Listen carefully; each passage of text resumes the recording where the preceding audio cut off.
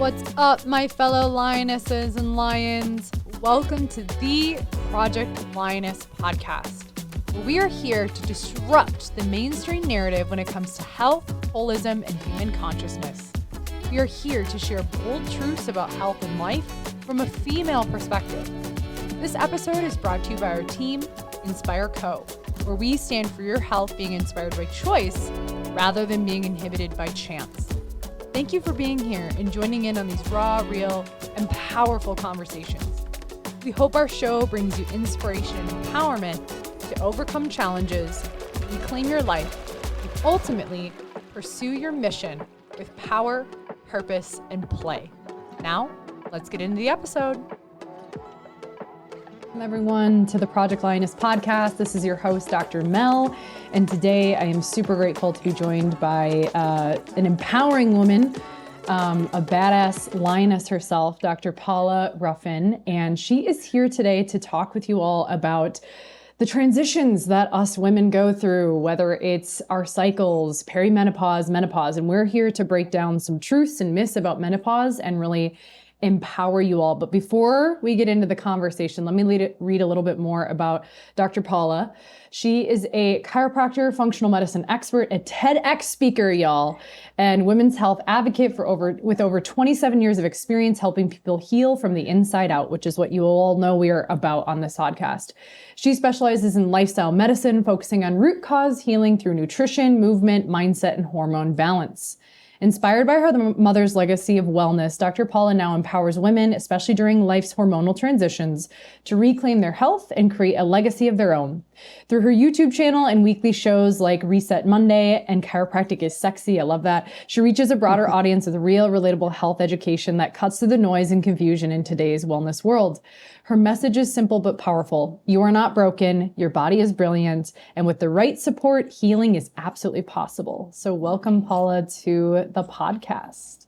Oh my gosh, I'm so excited to be here. And you read that and I'm like, oh my God, is that really me? Wow. I have created some shit in my life. You have. So the evolution of my, my career and my practice and nutrition and all of that has brought me here. And I'm like, wow, I landed just in the right place at the right time to help women really get through these challenging times. So I'm hearing it daily, and I get comments on my posts about where do I get help? And I think it's really the time to lean into women's health.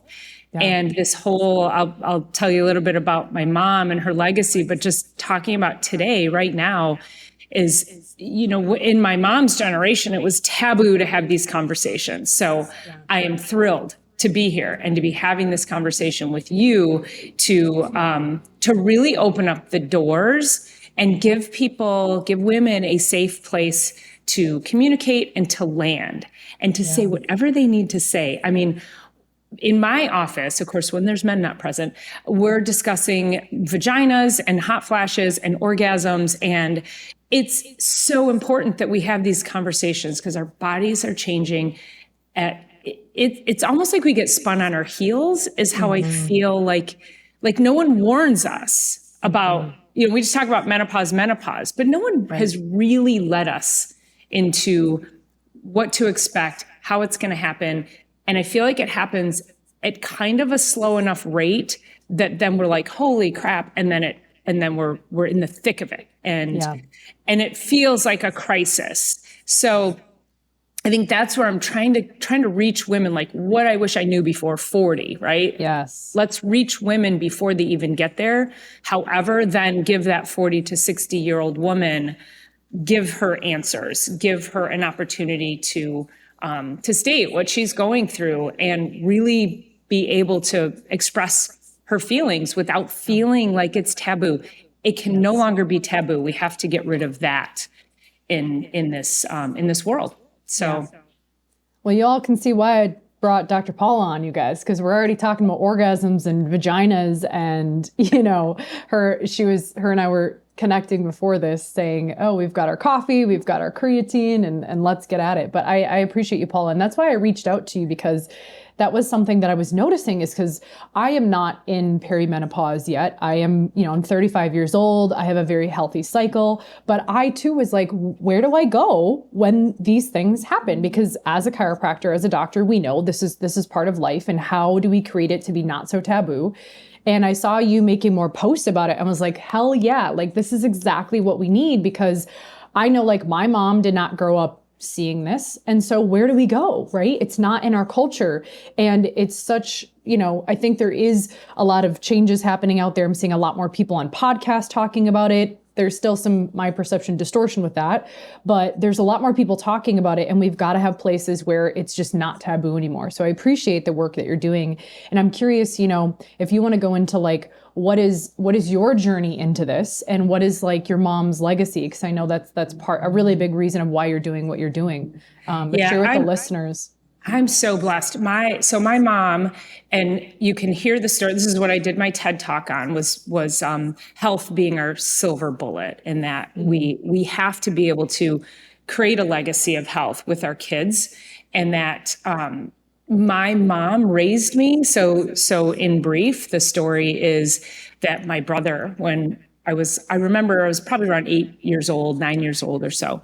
And he was just a crazy man. He's 3 years older than me. And he was so hyperactive. And we didn't have the spectrum, and we didn't have all of these diagnoses this was back in the 70s. And my mom, she was a single mom raising 4 kids on food stamps. So she's working, she had her own business, she was a seamstress. So she would work during the day, come home, feed us at night, go in the basement, sew all night, get us off to school in the morning, go out, pedal her, she made these ties. They were called Sally's ties for guys. And I still have, so we all wore one of her ties at her funeral. It was so cool. Really like talented seamstress. And I think today her brand would have just, skyrocketed, but I digress. But so my brother, so not that she didn't have time for that kind of behavior, but she was pretty much pushed to her limits. And so she took him to the doctor, and the doctor told her he was hyperactive and said, well, the best way to handle it is put him on Ritalin. Yeah. And so not knowing any better, she said she gave him one dose one day, and it turned him into a zombie. And she was like, there's got to be something better for my child. And I don't know, I wish she were alive today for me to ask. And I still have these handouts that I give my patients, that it was in a magazine many years ago. It was called the Feingold Diet. And Dr. Feingold was this doctor from, I think, back in the 50s. And he developed this diet for hyperactive kids and kids with chronic health issues, which we know now is even worse than it was back then. Right. But the basic premise was no artificial sweeteners, flavors, and colors. And I'm like, imagine that. I know. That's why I'm like, and to quickly digress, I'm a little like the whole, like, I love the MAHA movement, but can we just stop talking about getting food dyes out of food? Yes, we have to do it. That's true. Yeah. But that's not the big thing that we need to be worrying about. Because what my mom did, she just didn't buy it anymore. She was like, we're done. And she cleared out the cabinets, and she just didn't buy food with that stuff. That's what people need to do. That's how we make change. And so she, like, there's so many more important things that we can be doing that's hidden in our food that we need to get out. That's very obvious. So that's how I feel like bravo for her. And we, we're Middle Eastern. So we always grew up with like fresh food, and we grew a garden, and there was Jack LaLanne. So for your older listeners who knew Jack LaLanne, and you probably know him because he was a chiropractor as well, but he had a show back in the 70s, and you had to, and it was an exercise show, and I would exercise with Jack LaLanne every day. And so, so she taught me exercise. She'd take me to the grocery store. We had to read food labels. We'd read the food labels, and she'd say, does that sound like food? And I'm like, no. And she'd make us put it back. So this is how I grew up. And so these habits were instilled in me at such a young age that it just stayed. And then I just feel so blessed that that's what I was able to, I've been raising my daughter that way. And she's like a mini me in that respect. And she eats super healthy and she works out and she does yoga and she meditates. And so I look at that legacy piece and I'm like, that's what we need to be doing, is inspiring the next generation. So getting ourselves better, inspiring our children, and doing something better for them.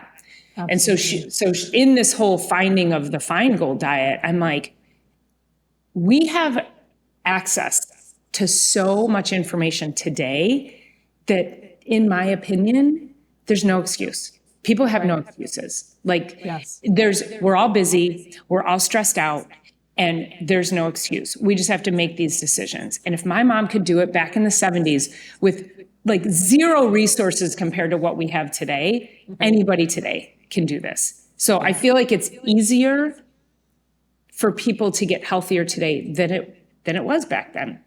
And so that's really the inspiration, is it comes from her. And when I went through menopause, I have to be honest with you, it wasn't a big deal. And I truly believe it's because of how I was raised and the habits that I live my life by, and how I've taken care of myself all of these years. But a lot of women didn't have that benefit, or that, I would call it a privilege, to have a mother that nurtured you like that. Well, and I love that you spoke to that, Paula, because I think that's what I'm realizing more and more, the more research I've done, is like, if we can start these conversations earlier for the next generation, the habits that we're choosing today as children or young females absolutely can change the trajectory of how you experience menopause. Mm-hmm. And that's a lot of the research, again, I've been doing, is like, okay, how do you make this, like you said, not a big deal, and have it be almost a sacred process versus something to fear, something to bash, something to avoid, because the body's intelligent.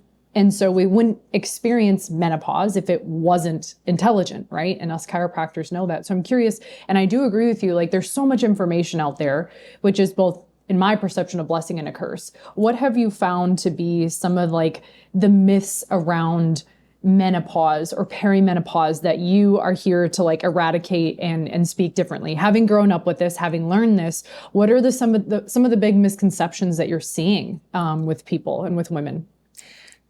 So I don't necessarily know if it's myths that I'm seeing as much as it's just massive confusion, like we mentioned earlier. And there's I forget the guy's name, but I saw him do a reel on Instagram, and he was talking about a new study on water that showed that if you drink cold water, it can cause dementia and all of these other chronic health conditions. And I was like, for God's sakes, man, are you really going to use your platform to scare people away from drinking? Like, what else? And I commented on that, and I was like, this is not helpful to people. People are like, now I can't drink cold water. And then they're like, I can't remember, is it cold water or hot water? I'm just go back to Gatorade. I mean, like, let's just stop with that. Oh, and by the way, I've been drinking ice water since I was young. Look at the sweat coming off of that. Yeah. This is the only way I drink my water. Sorry. Just like a side note here, like, I love that you brought this up, because I saw the same thing and I was like, what the fuck are we doing? Like, what the fuck? And I was like, our ancestors, in order to survive, probably drank cold ass water from springs, depending on where they were located on the globe, maybe not towards the equator as much, but are you serious? Like, come on, your body will heal. Oh, anyway, thank you. I know. And so that kind of shit makes me crazy, as I see it completely triggered you too. Cause I think what we're trying to do here is, I really want to help people navigate through that noise and confusion. I want to simplify it. Everybody has a starting point, but when you throw that level of confusion at people, oh my God, one day I should eat eggs and the next day I shouldn't, or, meat is bad, meat isn't. Should I eat plant-based? Should I not eat plant-based? Like, there's so much confusion. And if we just stop putting the garbage in our bodies and we start hydrating. And so from a menopause perspective, perimenopause, or preparing for that stage, it then becomes lifestyle. And I will often say, if you're confused about what to do, I understand that based on the information that's out there. But then you also have to examine what you are doing, because you know what not to do. You know that the morning donut or the Pop-Tart or whatever, or the nighttime ice cream, you know that's not what you should be doing. So I understand there's confusion, but let's start examining the things that we are doing, and we can go, yeah, I probably shouldn't be smoking or vaping. I probably shouldn't be putting this toxic, Bath and Body Works crap on my body. There's so many different things that we can be doing, but a lot of people don't even know that Glade plugins are highly toxic. So we can stop doing that as well. But so it's if we can just navigate through the confusion and whittle it down to the least common denominator. And I've done so many. I do a Sunday Night Live on my YouTube channel, and I've done so many shows where I'm like, okay, well, this came out in the news today. Let's break it down, and talking about how do we simplify it so that you can then start to make some lifestyle changes that don't make you crazy. Yes. And we get into should I detox? Should I not detox? The answer is yes, but then it's how. And then there's all these fad things going on, and which diet, and should I do keto? And should I do, I don't even know all the diets anymore. Carnivore. Carnivore, what should I do? And years ago, I like to put myself through things before I advise them to patients. And I was like, what's the keto? I mean, back in the 80s when I was in undergrad, we talked about a ketogenic diet from an athletic perspective and athletic performance. There's plenty of studies that show that keto was effective for a very small population, and then epilepsy and some certain brain things. So we know that it's good for certain things like that. But then now it's just become this weight loss thing. And the problem with that is when I jumped into keto, and I shouldn't say jumped, I made sure that I looked at what do I need to do? Was this going to be helpful? How does it help my body? How will I feel? After about 3 weeks, I don't have panic attacks. I'm not a depressed person. I found myself, I was having anxiety and I was crying. I was having a severe emotional breakdown, and I followed it to a T, and I was measuring everything. I knew what the hell I was doing. And at the end of it, I was like, okay, fuck keto. Why do we need to do this to ourselves? Can we just eat healthy food? Let's just do that. And stop trying to, my neighbor lost 100 pounds on keto, so maybe I should too. Let's just stop that. Yeah. So that was my navigation of keto. And that's when I was like, we're not doing this. Let's just talk about healthy protein, some good solid fruits and vegetables, maybe some good solid dairy food, and minimal amount of grains. We can get people healthy just using minimal inputs like that, and not have to go through some fad shit. So yeah, I'm so grateful you said that, because I have also found the same thing happens when I do something super keto or super carnivore. I'm good for a couple days, and all of a sudden it's and I think what you're saying, Paula, too, is when you can focus on the whole person, not I'm just going to do this to lose weight. Okay, cool. Yeah, you might lose weight, but how's your brain power? How's your hormone power? Right? And women are built differently than men. That's just the truth, right? We have different hormones, and it's not a better or worse than, it's just different. So I think when there's these quick fads and quick trends out there, and weight loss is such a big thing right now, lots of different ways to lose weight. It's well, you're forgetting the whole person. You're more than just your weight. You have a brain, you have a nervous system, you have a soul, you have other things happening in your life. And so I'm a big fan of, okay, sure, there's this thing that people are talking about, but what works for you? And how are you responding to the thing? And just because it's trending doesn't mean it's necessarily cool for your body. So I am very grateful that you said that. Well, shortly thereafter that experience, I heard a podcast with Sarah Gottfried, I think her name. if you're familiar with her. And she was saying that in clinical practice, she found that keto was effective for about 90 or 95% of men, and it was only effective for about 50% of women. And I was like, oh, that makes so much sense, because we run on a 28-day cycle, and we require fats, but we require carbohydrates at certain times in our cycles too. And so if you're depriving yourself of that, then you can cause major hormone disruption, where men are a 24-hour cycle. So they can do whatever, which is also explains why they tend to drop weight faster than we do. So I think getting women to understand and respect the fact that we are 28-day beings. And even though you might not be menstruating anymore, your body's still on a cycle. We still have these rhythms. We still have to honor that. And I know there's certain times of the month, even though I don't have a period anymore, there's certain times I feel amazing. Like things are still happening in there, guys. Like, let's not discount that. But, looking at lifestyle and how we actually help women through this. So quick story. So about this all started about 2 years ago. And I was doing some work with Rosemary Dobrich, who started the Women Chiropractors Association. And she said to me, she looked at me and she goes, girl, she said, you are living, you're walking the talk. You're a living example of what women should be experiencing as they go through this. You really should teach this. And I was like, oh, I guess I could. I'm just doing my thing, not really understanding the importance and the lack of information that was out there. So that got me on the path. So I created my first program, and I taught it to the women chiropractors it was like 2 years ago. And people were like, oh my God, that's amazing. And part of the inspiration for that too is I was like, who better to be the first line for women than chiropractors? Like we should be teaching this. And so I created a program to help women implement functional medicine in their practices in the way of lifestyle intervention for women. What labs to run, how to assess, like which I like to think in pictures. So I think of like our lives and our lifestyle as like a wheel, and each part of our lifestyle is a spoke on a wheel. And is your wheel round, or is it collapsed on one end? And what do you need to do? And every person's different. So evaluating that for each woman.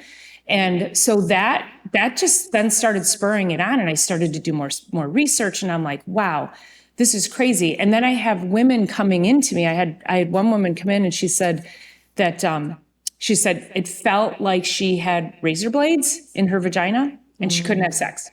Wow. And I was like, that's terrible. So she went in to her doctor, and he checked, did a pelvic exam, and he said, well, everything's fine. And now that you know everything's fine, it'll probably go away. And I was like, oh, dismissal much? Are you kidding me? So she told me that story, and I was like, oh, it's game on. Like, women cannot, and she was pissed. Of course she was. So then I realized it takes about 2 years for a woman to find answers to these issues, and they're white knuckling their way through the process. And it does not have to be that way.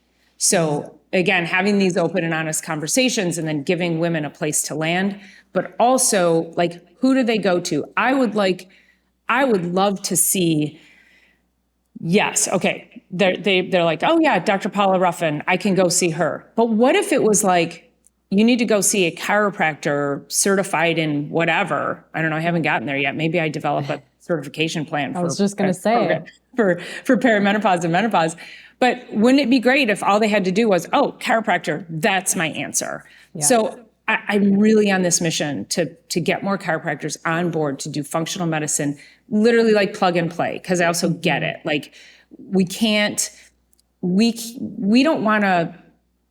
don't have time to go through like a whole massive like functional medicine university. Like, that's like a 3-year process, and it's really intensive and it's super expensive. So what if we could do something super simple, implement it now, and get other chiropractors involved in helping the women that are coming into their offices? So, so that's really the inspiration for all of that. And then I'm speaking again at the Women Chiropractors conference in I think it's San Antonio, Texas, which I think is September or October.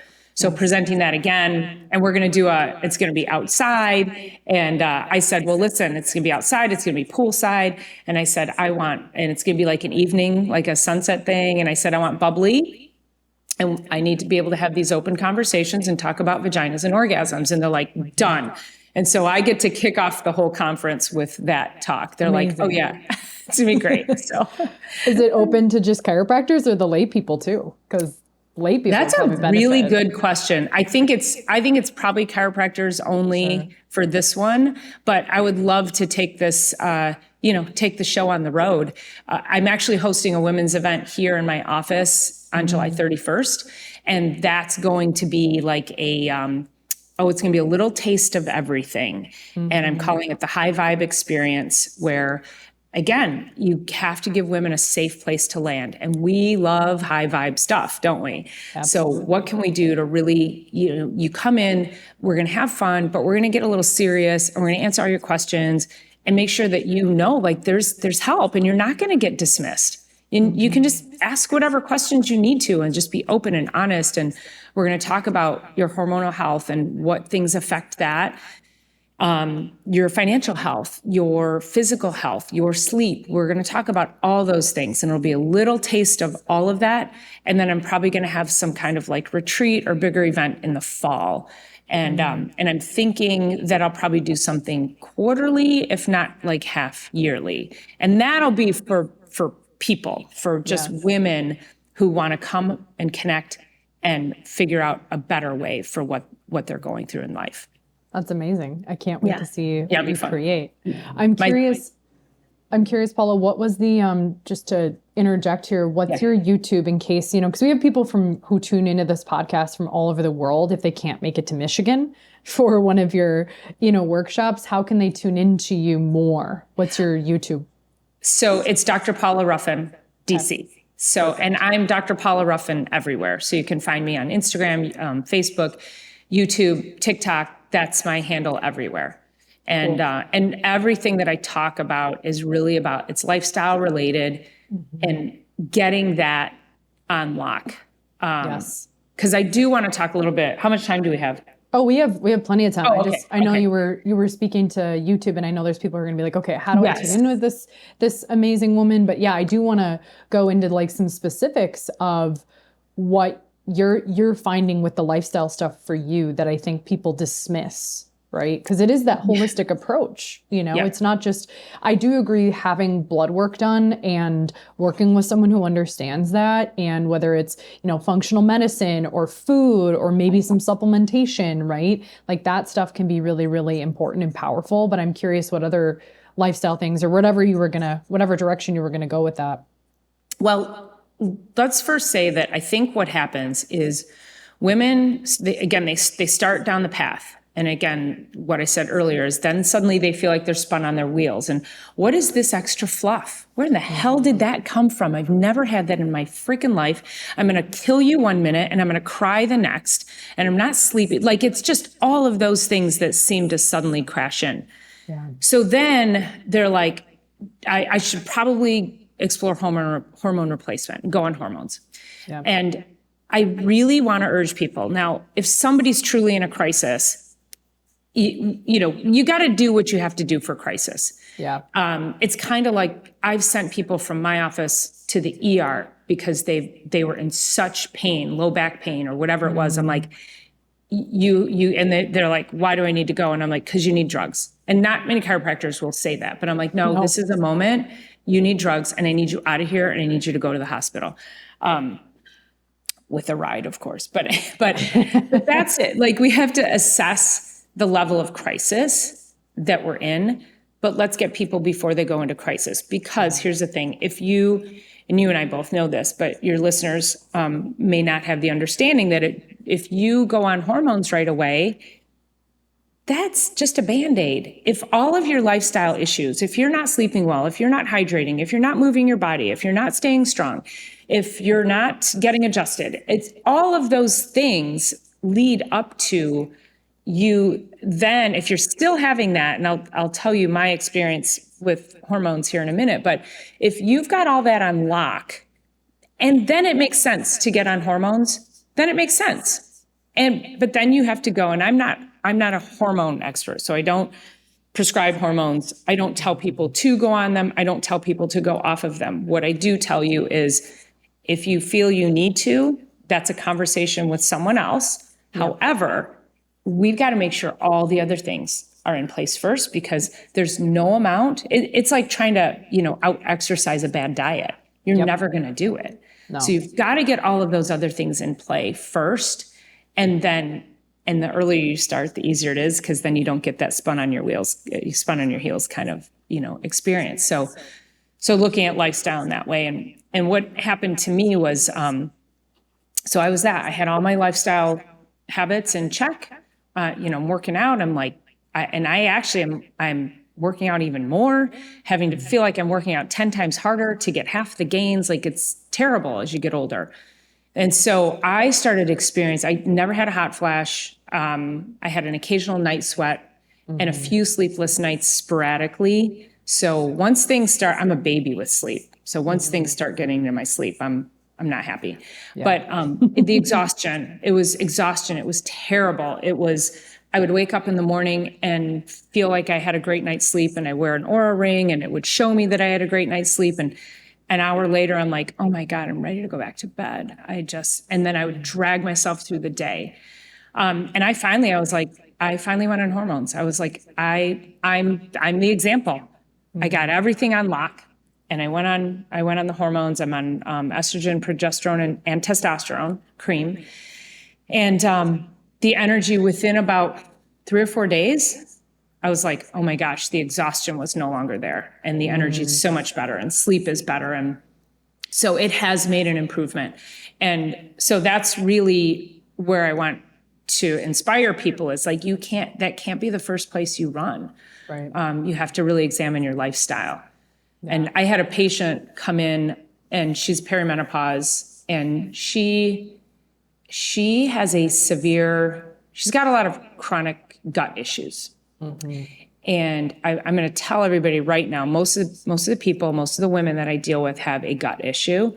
And in functional medicine, we say it's a gut issue until proven otherwise. Everyone has one. So let's fix that first. So she was having 1 to 2 bowel movements a week. Wow. And her diet was terrible. And then, trying to talk her through it and get her, eating healthy and exercising. And she's a nurse, so she's super busy, and, she's stressed, a lot of stress, wasn't sleeping well. So I didn't see her for a few months, and she came in and she was really skinny. And I was like, what you doing? And she's like, well, I went on the shot. And I'm like, and she goes, and I know you don't agree, but I promised you I'm doing all the things, and I'm getting my lifestyle. I've completely changed my lifestyle, and I refuse to gain this weight back. And I'm like, says everyone who goes on the shot, always. Right. And guess what happens? They always gain the weight back, and you lose muscle, and it just fucks you up metabolically. So it is not the answer. Yeah. And it's a quick fix. Like you said, it's like, it's not really about losing weight. It's like, what's broken, and let's fix it. Mm-hmm. So then she's going through, and she's like, I've completely revamped how I eat, and blah, blah, blah. This is also the same woman who couldn't understand why she couldn't lose weight before she went on the shot. And I said, well, what'd you have for breakfast? And she goes, well, I eat one of those Jimmy Dean breakfast sausages every morning, the frozen ones. I was like, that thing's a shit bomb. Are you kidding me? What? So I asked her in this follow-up appointment, I said, so how often are you pooping in a week? She goes, it's still only like once or twice. I go, so you didn't fix a thing.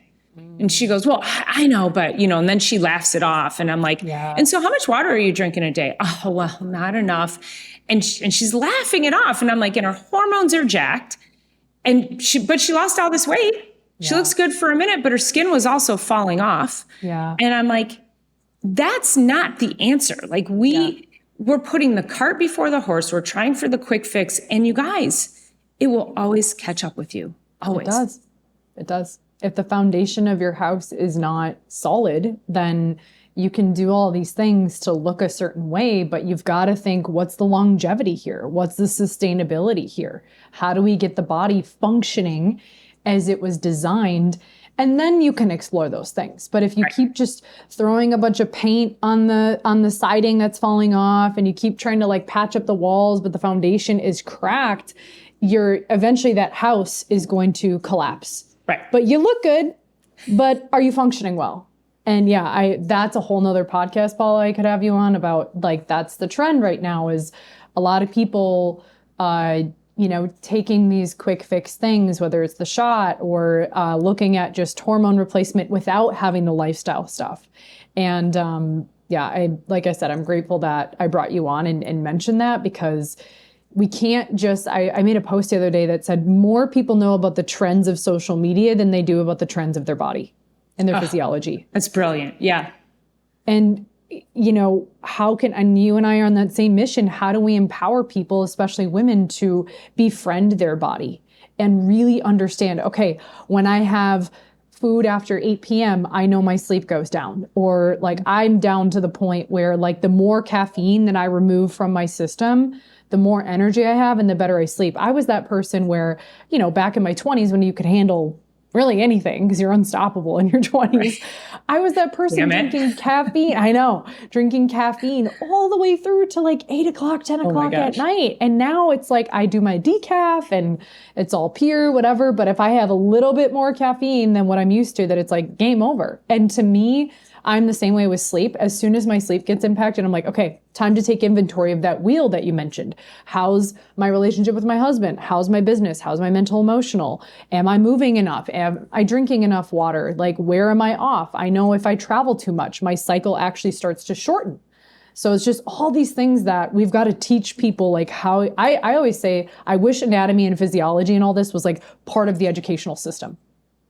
For sure. Put it in there. Like, let's talk about it, right? Let's talk, like this podcast should be part of the regular curriculum. I would agree. Yeah. Well, going through chiropractic college, I was so blown away by gross anatomy in a good way. And I said, man, I felt like every human should have an opportunity to literally like put their hands on a dead body and explore. Yes. And I remember looking at we were studying knees and we had a box of knee joints and I'm looking at the knee and I'm like, and I'm looking inside the joint as I'm flexing and extending it. And I'm like watching the ligaments lock and unlock. And I was fascinated. And I'm like, this is perfection. Yeah. Our bodies are perfect. And if we knew that, if everyone knew that, if everyone could see firsthand how perfect their body was from the inside, I don't think they'd do half the shit that they do to their bodies. I agree. I mean, that, and you don't make it to, I'll be 59 this year. So, I feel like my skin is good. My muscles are finally coming back. Yeah, look at you. They were, but they were, like I said, I feel like I wasn't working on less. I was just, my hormones were jacked. So, and I'm not taking ridiculous amounts of testosterone either by any means. It's just enough this is optimizing. Mm-hmm. But I also take supplements every day and I exercise regularly and I do yoga and it's all those lifestyle things. But for your age, you're 34, 35? 35. Yeah. 35. When I talk to women who are in their 30s, and sometimes I'll even have this conversation with like my teenagers or women in their 20s, because what if we can get to them, and of course, with the moms in the room, and I will say, listen, she's got anxiety, she's having these gut issues, she's having ADD, ADHD, whatever that is, and we can't have teenagers on SSRIs and antidepressants, like that's not the answer. And so I will have the conversation. I'll say, listen, if we don't change this now, this changes them metabolically for life. We've got, I'll say it's a fertility epidemic. Mm-hmm. The fertility industry is like a multi-billion-dollar industry because we've created a generation of women and men who are unable to get pregnant, like lower sperm counts, lower ability to hold pregnancies. Like it's terrible. And that's all environmental causes, all the toxins in our air, our food, our water, our homes. Like, please stop fertilizing your lawns. I'm testing people for glyphosate, which is Roundup. Wow. Yep. And every single person I've tested is off the charts. Wow. I have a good friend of mine who was diagnosed with stage 4 lymphoma. And he's a farmer. And he hasn't used Roundup in 20 some years. He's all organic, not certified, but he raises cattle and it's all grass fed and eats like pristine. And of course he's a farmer. So he's like moving his body all day. Like, this guy is the epitome of good health. And yet he's still got cancer. And I go, that's glyphosate. That's Roundup poisoning. Tested him. Sure enough, he was like in the 98th percentile. Like, he's off the chart. He goes, I haven't used it in 20 years. And I go, yeah. And yet people are using it every day in their homes. And it is a major, let's just say the word, hormone disruptor. So you've got all those chemicals you're using around your home. Listen, you guys, my lawn, I'm the lawn that the neighbors are pissed at because I've got puffy things and dandelions and violets and, I've got brown patches and I've got the stupid, what are the little slugs that the moles come through and eat. Like, my lawn's atrocious, but I look at it, I'm like, it's beautiful to me because I'm not making any of us sick off of it. Yep. But that's where we have to look at what is disrupting hormones as young women and young men. Because I always say too, like guys, you don't get a pass. You do not get a pass on fertility. You get one shot with one sperm, and that damn thing better be fucking healthy. Like, let me just drop that truth bomb right there. Yes. And so I think men seem to think that they're off. I can vape, I can smoke. In fact, what I just read a statistic. It was like 60 days after a man, it was either smokes or vapes, it's still in their sperm. Wow. So if you stopped today, it's still there. Now, if you're doing that every single day, how much potency or how healthy do you think that sperm's going to be? Like, we have to think about this in the fact of, we're growing life. You want to create life. And so for women and men, you're growing life. To me, this is a massive responsibility. And so what do you have to do during your preconception years to make sure that you are on target? Yeah. Most of these women going into preconception are nutritionally deficient. 80% of the American population is nutritionally deficient.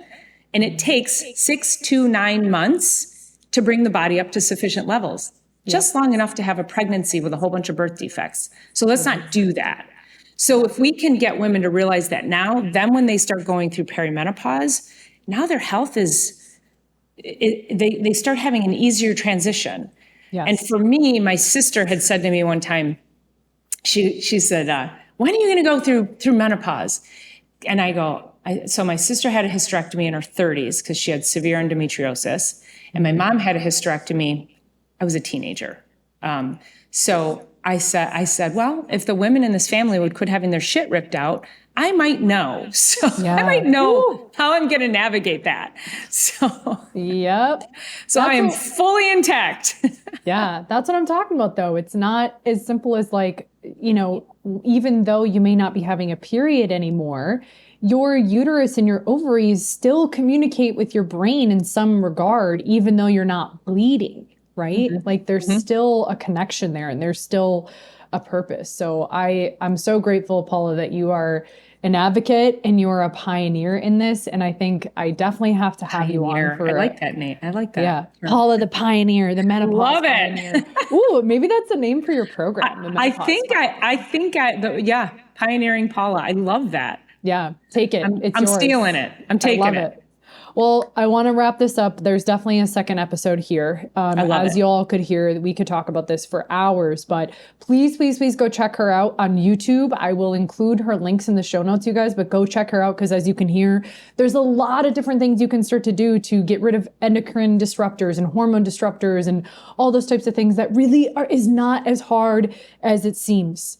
It can take work and it can take discipline and intentionality, but the things that she's talking about and that I definitely agree with can help you so much when you get to that point. So Paula, any last words of wisdom that you want to share with our audience as we close out? Well, first of all, just drink water. I don't care if it's hot or cold. We're going to say that. Yep, exactly. Yes. Yes. And when you find yourself getting confused, go to my YouTube channel. And I also just want to encourage people that this is not a perfect path. Yeah. And so I think too many people expect that they have to be perfect today or tomorrow. And I always say, listen, like, this is why I do Reset Monday, is because I'm like I talked about pre-setting before July 4th. There's parties. You guys, I floated in a lake for 3 days with a cocktail in my hand. Okay. Like, not excessively, but it was still like, it was summer and it was 90 degrees and it was amazing. And that was my plan. I was on point with diet and sleep and exercise and movement and all the things before. And guess what I'm doing this week? Mm-hmm. So it does not mean, like, when you get on a path to a healthy lifestyle, it's not going to be perfect. So I always say, start today and then start again tomorrow. I love that. Thank you, Dr. Paula, so much for your wisdom. Thanks, Mel. Paula, the pioneer. Oh, the pioneer. I love it. Pioneer. And for those of you watching, listening, please go check her out. She's a wealth of knowledge. And until next time, y'all, keep inspiring. Bye. Thanks so much. See ya. Thank you for joining the Project Lioness podcast. Did you find value in today's episode? Help us impact the lives of others by sharing this podcast with someone you know who would resonate and benefit from the Project Lioness message. Excited to hear more? We invite you to subscribe on whatever platform you're tuning in on. And we'd be so grateful for you to leave us a review about what you enjoy most, as well as what you'd like to hear more of.